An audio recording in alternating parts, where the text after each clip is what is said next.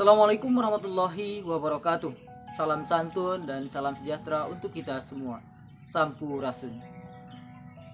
Sahabat yang saya muliakan, dari bermacam paparan dan ulasan, baik di kanal YouTube maupun di media online serta offline, yang membahas mengenai Satrio Piningit, kita dapat menyimpulkan bahwa Satrio Piningit sama sekali tidak ada kaitannya dengan perkembangan politik di Nusantara, sebab beliau sama sekali bukan tokoh politik. Bahkan banyak dikatakan bahwa kelak terpilihnya Satrio Piningit sebagai pemimpin utama Nusantara bukan karena melalui proses politik, melainkan karena ditunjuk oleh Yang Maha Kuasa secara langsung melalui kesepakatan rakyat Nusantara, dan beliau sama sekali tidak pernah terlibat dalam urusan politik. Beliau sendiri tidak pernah mengetahui jika beliaulah yang akan menjadi pemimpin Nusantara itu. Namun karena atas kepercayaan rakyat dan ridho dari Yang Maha Kuasa, Satrio Piningit akan menduduki singgasana Nusantara yang akan membawa Nusantara kembali pada masa keemasan atau masa kejayaan. Tentu seorang pemimpin mustahil dapat menjadikan Nusantara sebagai negara yang disegani dan dihormati oleh seluruh penduduk dunia jika tanpa adanya dukungan dari rakyat. Dalam kepemimpinan Satrio Piningit, rakyat akan mendukung secara sukarela tentang kebijakan-kebijakan yang dikeluarkan oleh pemimpin. Pada kenyataannya di masa ini belum bisa membuktikan secara nyata perihal ramalan Raden Ngabehi Ronggowarsito dengan Notonegoronya, meskipun sudah melalui 7 kali pergantian pemimpin di Nusantara atau negara bekas kekuasaan Majapahit ini. Namun belum satu orang pun yang benar-benar membawa Nusantara menuju mercusuar dunia.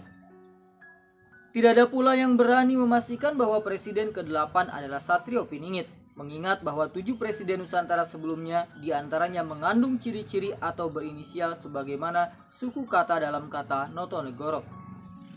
Jika benar 7 presiden yang pernah menjabat merupakan bukti dari kebenaran ramalan Raden Ngabehi Ronggowarsito, maka kemungkinannya presiden ke-8 adalah Satrio Piningit.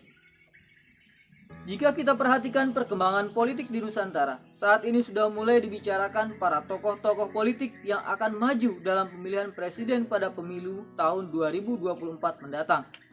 Dari pasangan-pasangan tersebut, apakah ada yang merupakan Satrio Piningit? Atau adakah yang memiliki karakter seperti Satrio Piningit? Yang memiliki karakter seperti Satrio Piningit mungkin saja ada, tetapi bukan Satrio Piningit, karena Satrio Piningit tidak akan melalui pertarungan politik. Sekali lagi, Satrio Piningit bukan tokoh politik, tetapi beliau sering dijadikan sebagai alat politik, baik secara langsung maupun tidak langsung. Banyak tokoh politik yang mendaulat diri sebagai Satrio Piningit untuk mendulang suara rakyat, meniru sifat-sifat Satrio Piningit yang tergambar dalam Jangka Jayabaya atau sebagaimana ditafsirkan oleh Raden Ngabehi Ronggowarsito. Tidak menjadi soal ketika tokoh politik meniru seseorang termasuk Satrio Piningit. Namun perlu diketahui bahwa seseorang tentunya tidak akan selamanya menjadi peniru. Suatu saat akan kembali ke sifat aslinya. Apalagi jika maksud dan tujuannya sudah terpenuhi, maka akan dengan mudah kembali kepada sifat aslinya. Dan rakyatlah yang akan menjadi korban. Sehingga meski Satrio Piningit bukan tokoh politik, tapi untuk maksud dan tujuan tertentu, nama besar Satrio Piningit banyak dijadikan sebagai alat politik, dengan cara menghembuskan kabar kepada rakyat bahwa dirinya adalah Satrio Piningit dan siap memperjuangkan aspirasi rakyat, meski itu dilakukan dengan tidak terang-terangan tetapi mengarah pada hal tersebut. Tidak jarang rakyat awam akan dengan mudah masuk dan terperdaya oleh bujuk rayunya, sehingga dengan mudah memberikan hak suaranya pada pertarungan politik, dan kebanyakan yang ada tinggallah sesal. Karena ternyata apa yang diwartakan tidak sesuai dengan kenyataan, bahkan rakyat sama sekali tidak dihiraukannya lagi. Namun bagi rakyat yang jeli dan mengerti mengenai konsep Satrio Piningit, maka mereka tidak akan mudah terperdaya. Andai pun pemimpin tetap dipilih melalui pemilihan umum, maka mereka akan memilih sesuai dengan hati nurani mereka, bukan karena terperdaya oleh bujuk rayu seseorang untuk meloloskan maksud dan tujuannya.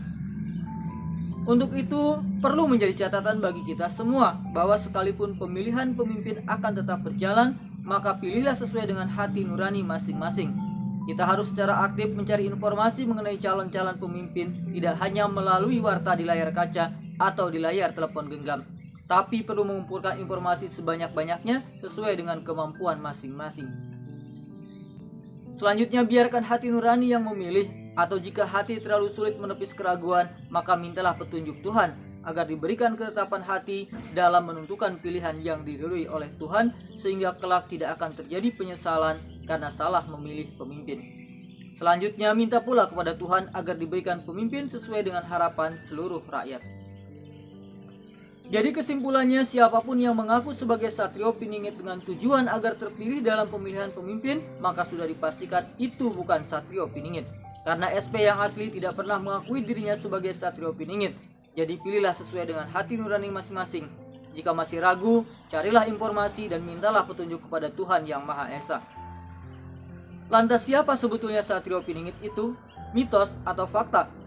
Satrio Piningit sendiri berasal dari kisah secara turun-temurun di Nusantara, khususnya masyarakat Jawa.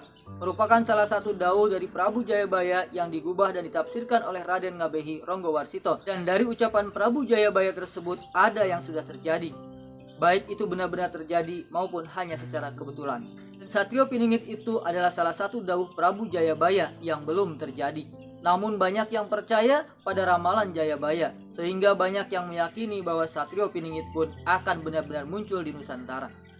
Jadi tidak ada keharusan untuk mempercayai ataupun mengingkari kebenaran kisah tersebut.